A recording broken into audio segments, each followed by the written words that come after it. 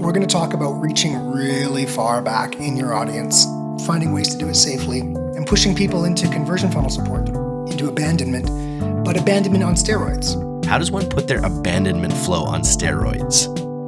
Businesses have customers, not buyers. Customers, they're a person, and you build a relationship with them over time. What I see a lot of out there is people approach their whole business as if it's all about acquiring customers.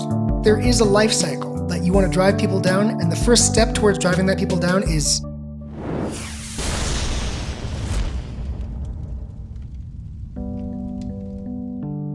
If you haven't yet used Motion, the creative analytics platform used by top e-com and D2C brands like Fiori, True Classic, The Farmer's Dog, Hexclad, and hundreds more to ship winning ads, here's why you should try it out. Everyone knows that the right creative is the #1 lever for success with paid ads. That's how you make money. But consistently shipping new winning creative, you're gonna need your media buyers and your creative teams on the same page. Right now, you're probably spending hours tiring away going back and forth between Google Sheets and your ad platforms and tools, and then spending even more time plugging it all into different decks for the rest of your team. In a perfect world, you could have an elegant way to combine visual assets and performance data so media buyers can save time and creative teams can get the details they need to make great ads all in one place. And that's where Motion comes in. In seconds, you can build powerful visual reports using data from your ad accounts. You can monitor your performance metrics and see your visual assets in the same platform. No need to go back and forth across multiple apps. You'll finally have media buyers and creative teams working together to create and scale your next big winner. If you're ready to learn how the best D2C and e-commerce brands use Motion to ship winning Meta, TikTok, and YouTube ads, book a demo today or start a free trial at motionapp.com/DTC. Even better, Motion offers a monthly subscription plan so you can dodge those annoying annual contracts. Get 50% off your first month when you use the link motionapp.com/DTC on sign up. It's all killer, no filler. It is 2025. We are living in the future, and I'm here with Jordan Gordon, the host of the TWBURP, the world's best email and retention marketing podcast, which you can find on anywhere you listen to podcasts. So make sure you go download that. But we're checking in with Jordan today in the world of email and retention. What do you got to talk about today, Jordan? Yeah, I mean, I thought I'd just continue the discussion about what we're doing for 2025 and the kind of adventure that people might be on if they follow the world's best email and retention podcast through the year. But before that, let me just wish the happiest of New Year's to the entire audience. I actually went and had my first kind of real away from my laptop vacation in 3 years. That's when I started working at Pilot House. It's been busy building the team, but we've kind of finally got our team to where I was able to sneak away for a couple of weeks. We went to the beach. So it was very refreshing for me, and I hope everybody out there also had some time to unwind, get away from the machine and refresh.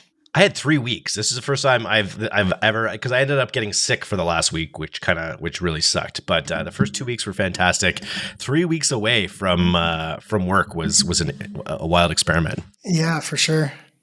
So on the pod, let me just jump in some things that are coming up. This morning I spoke to someone at Black Crow, and then yesterday I spoke to someone at Glock Apps for coming on the world's best email and retention podcast to discuss kind of the tech stack. So there's some things in motion to bring some guests on, and maybe you guys will syndicate those episodes on DTC. I'm not sure it will be email specific. We just got on and talked about social commerce. I just recorded it with Jocelyn Kell, who's a pod lead here. Oh, so nice. there's some guests coming up. I didn't push for a lot of guests in the middle of Christmas. No one wants to do anything like that. So a lot of that work is coming out now. So that's coming up. I hope everybody subscribes to the world's best email and retention podcast to get in on those interesting conversations. Do that now. Just pause right now. Just go do that now. If you're not subscribed, get on it. It's a masterclass in email and retention. Absolutely. The world's best. But getting into kind of the 2025 adventure, like I just went and got in front of my staff, and we just did a 3-year kind of champ meeting where we just showed, hey, this is where we were 3 years ago. This is where we are now. When I showed up, I'm like, look at these emails we were making before. Look at the emails we're making now. Look at some of the results of the other agencies. I pulled up like 3 agencies. The most recent audits I did, and it was like Gmail click-through rate 0.13%, just garbage, and showed our results. Sorry to pump our business. But anyway, that's the talk I just did. And then we went into, well, what are we doing now? Right? Where are we going? And it is an adventure that I suggest our audience follows us on too, because it's the right path. And let me just start that discussion, me and you, Eric, by talking about the business cycle, where we were and where we are. So we were, a few years ago, the broader economy was in growth at any cost mode. Just, there was free money all over the place. If you were kind of launching a zero revenue app that helped you network with other dog owners, you got $100 million, right? That was growth at any cost. And then you step into, you do a consolidation, and then you step into growth at a reasonable cost.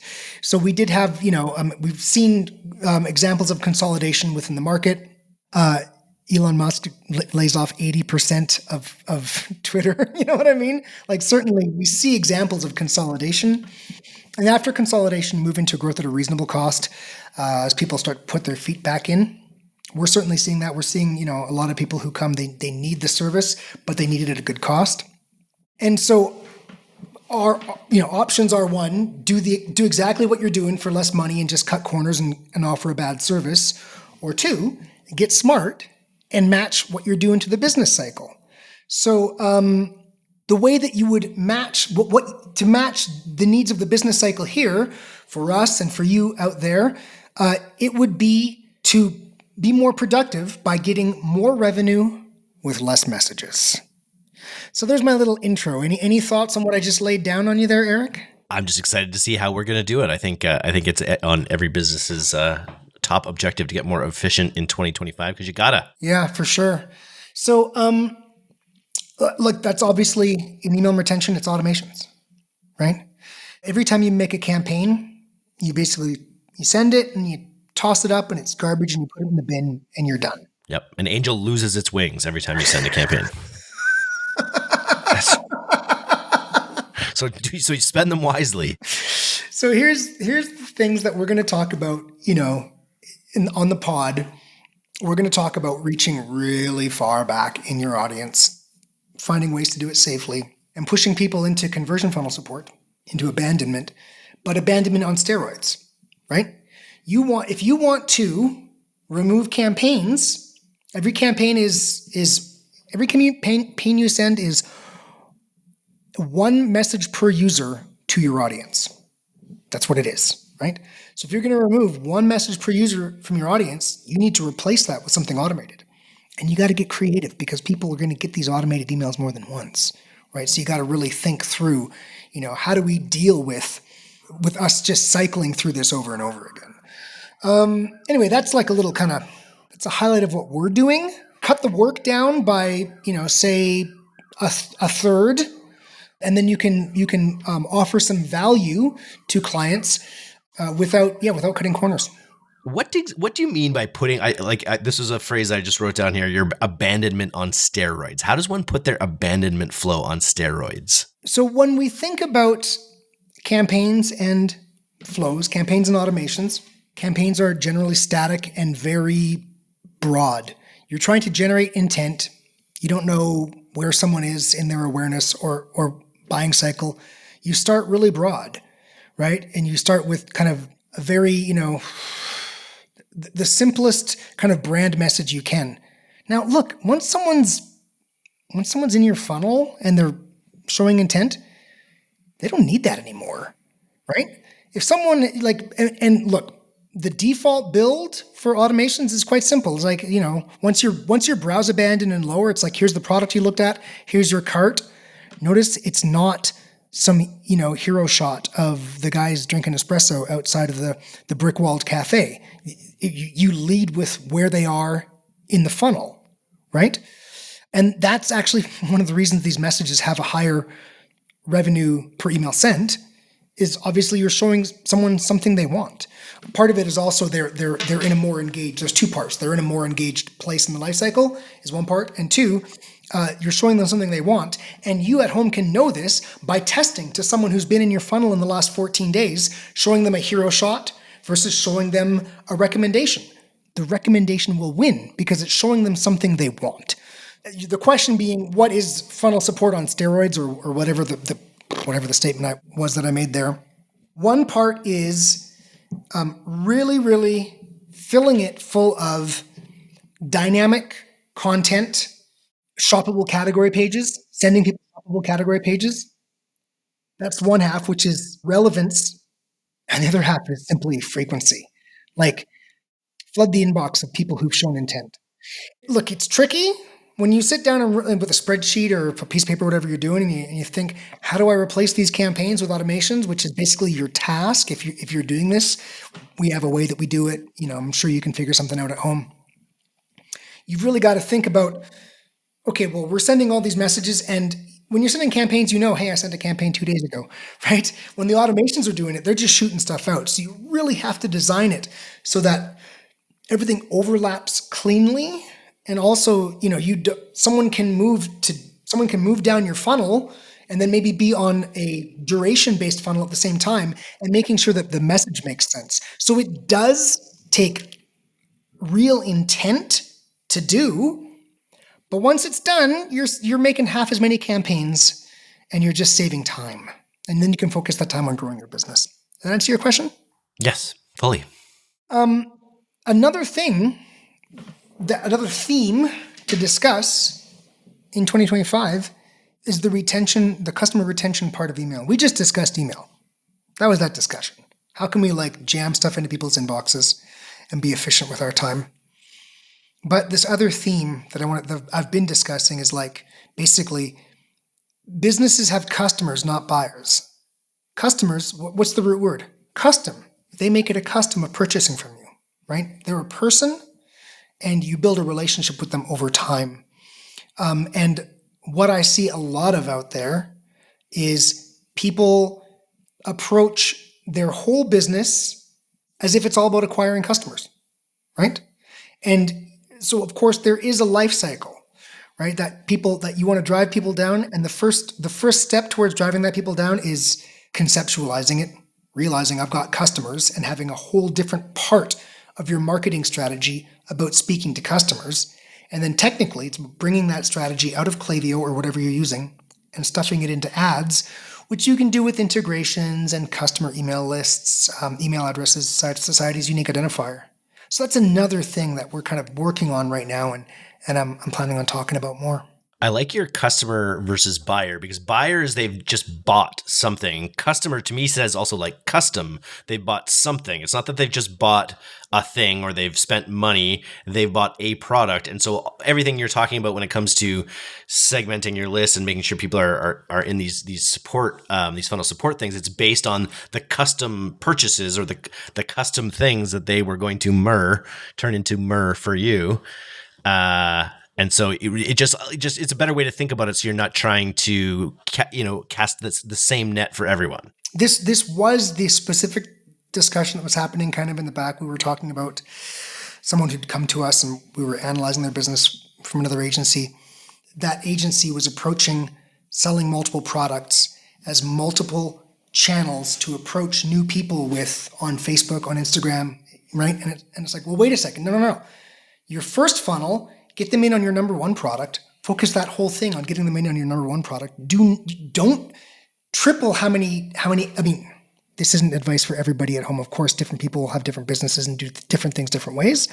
But you could triple the amount of top of funnel campaigns and the amount of work you're doing, the amount of testing on features and benefits, angles, right?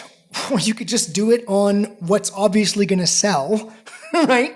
And then approach them with email and with ads, but to targeted lists of customers who've made their first purchase.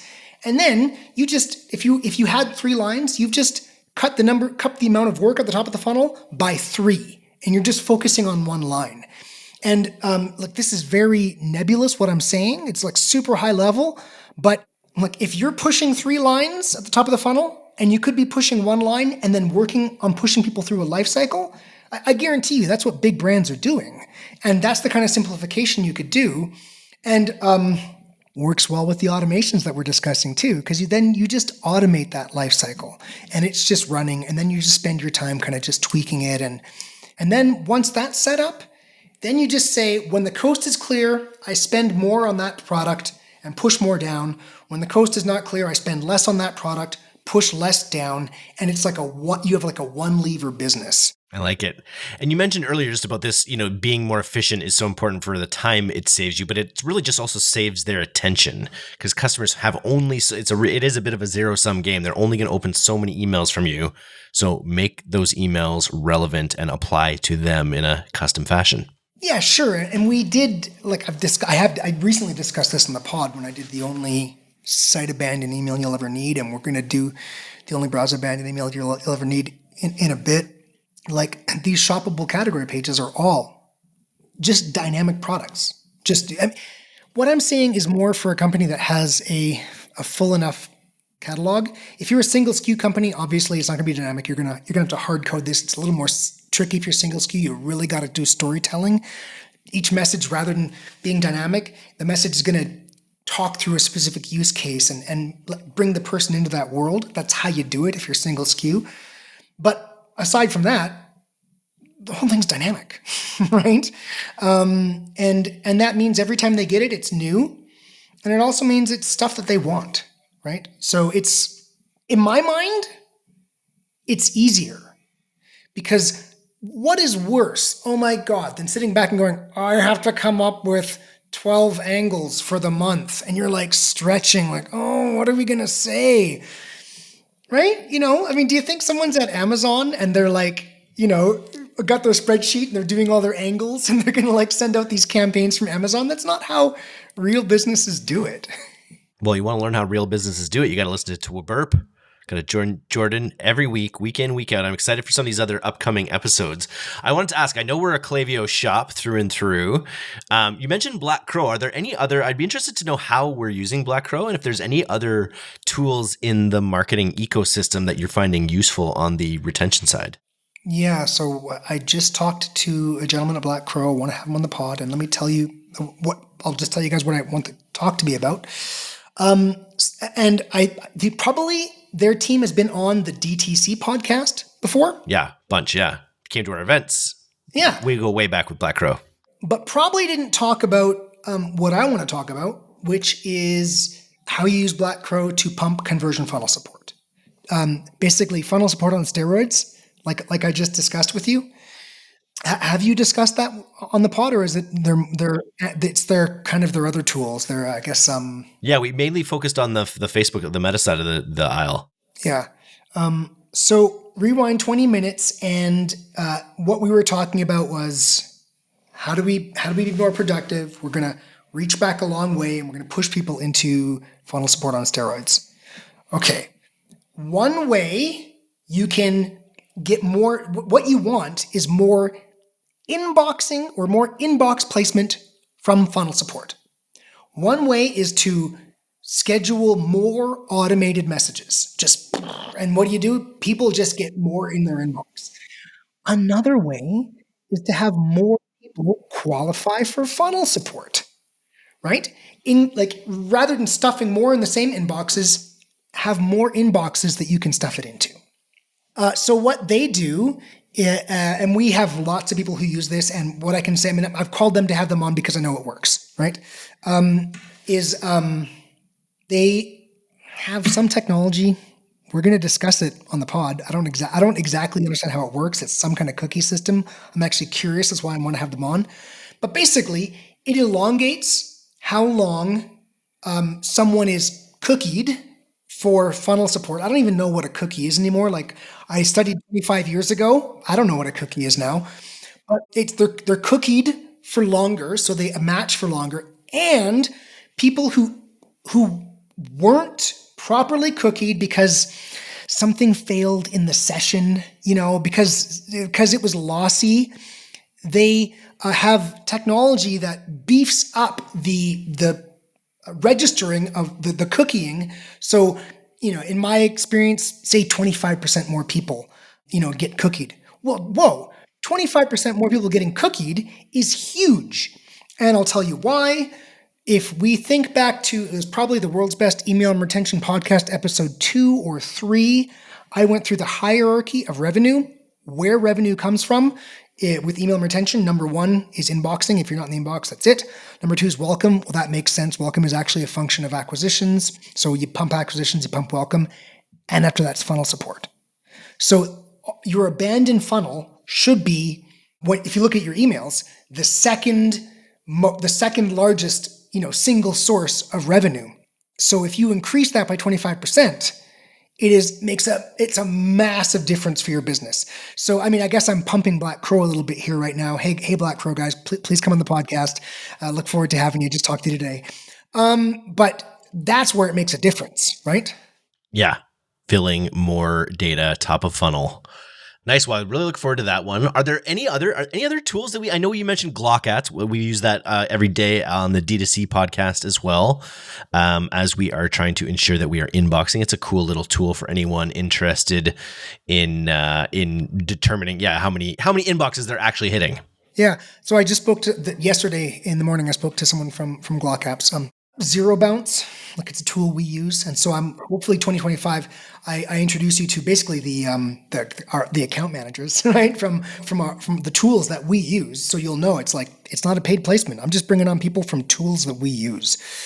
And we don't take any money for that, by the way, everybody in the audience. None. I'm just going to bring you the people. I'm not saying we won't there, Jordan. Let's just, the D2C podcast functions pretty well with an advertising game. So I love your altruism, but we're not above taking some ad dollars. I'm not getting anything for it. Let's just put it that way. Okay. This is purely because I want you to see, we've chosen to use these tools and we've chosen them for good reason. And we're going to bring the people on, but, Zero Bounce, which is when we talk about that really long look back. Let's say you want to look back 3 years.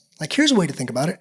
Within a year, everybody, 1 to 2 years, visitors, 2 to 3 years, buyers. So it's just getting tighter and tighter and tighter, which means a smaller audience. And what that means is a smaller volume of spam traps you hit.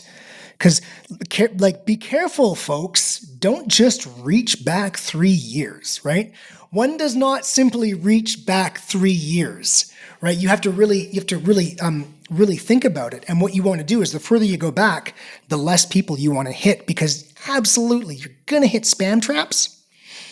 Zero Bounce will help you clean out some of those spam traps. I have no idea how it works, but they have lists of known spam traps. Maybe they're testing. I don't know how they do it. We're going to find out. We're going to have them on the show. But that's kind of where that fits in, is just really, really, really clean up that list. And this becomes more and more important the larger your list, because you're just hitting more spam traps when you got a big list, right? And also you are more heavily scrutinized by the inbox providers. Here's a question. Will you send more SMSs on behalf of clients in 2025 than you did in 2024? Yeah, thank you. Very good question. I'm sorry I didn't bring that up earlier. So part of 2025 is absolutely everybody more messaging, more SMS. And the key reason for that is, and again, I just met with my whole team and we talked about our 2025. It's getting harder to inbox. The 3 most recent audits I did was 0.1% click-through rate, because so much is getting thrown right into spam. And here was our research from 2024 when we looked at what was happening in big peaks like Black Friday. We saw certain segment groups. We do a 12 segment model, so we have the whole thing kind of laid out, different kind of how many times they purchased, when the last time they interacted, and we saw these groups, these unengaged groups, just totally tanking in ways they hadn't before. Right? So if you're not splitting it up like that, and you're just doing a big monolithic list that we've just discussed, what's happening is you think you're sending to all those people, but Gmail is just putting 75% of them in, not inboxing a bunch of them. You get this really, really crazy click-through rate when you go in and you look in your deliverability kind of dashboard and you look at your CTRs by ISP. You see, my Gmail, which is my most important, is nothing. So what do you do in this environment when it's tightening up? Well, 1, you work smarter, you have good segmentation, and 2, you just expand and send more SMS and open up a sale with an SMS, close a sale with an SMS. Every single flow you build, kick off the flow. If it's 5 messages, kick it off with an SMS. And that should just be part of everyone's standard playbook in 2025. Was it like nearly 100% open rates? Because you know what I mean? Like, unless you're just dismissing it off the hop, which I get a lot of, and you're still seeing it, even, you know what I mean? You're still seeing 90% of the message, even if you don't open it specifically. I'm just telling you right now, when I look in my phone, I've got 156 unread text messages, because when I see one of these things, I don't even open it. I don't even delete it. I just, because I'm an email guy. But of course, there are people who really carefully interact with their text messages and ignore their email. And I know I've said this before, but there's just speak to both of those audiences. Don't walk away from one of those audiences, right? And again, expand your email through your advertising by taking your lists from email and syncing them over into advertising. And you can just do this manually with downloaded lists. So you don't even need to have a custom integration, right? And set everything up by prospect and buyer. And just speak to buyers differently than you speak to prospects, right? Amen. Build lookalikes all day long. Take your most valuable users, build lookalikes. I don't even know if lookalikes are really a thing anymore on the meta ad side. I'm sure they are. It's still a thing. Yeah, it's still a thing. Yeah, it's like a thing. I talk to these kids at the company, and I say things that made sense 5 years ago, and I think, is that? Yeah, still the same. Nice, man. Well, let's leave it there for today. Go to Google and type in the world's best email and retention podcast. We'll have it linked in the show notes here, but otherwise, search it up. Give us that SEO juice. Go and subscribe. Leave a comment. Leave us a rating on our new podcast. We're going to be launching some more podcasts in 2025, which is really exciting. We're finalizing some details on new entries to the D2C podcast network that we can't speak fully about yet. But I was going to ask. Can't yet. But we're always open to other ideas too. So if you have an idea for a podcast, you think something would be great, make sure you just send me an email at eric@directtoconsumer.co. Otherwise, we'll see you on the internets. Thanks, Jordan.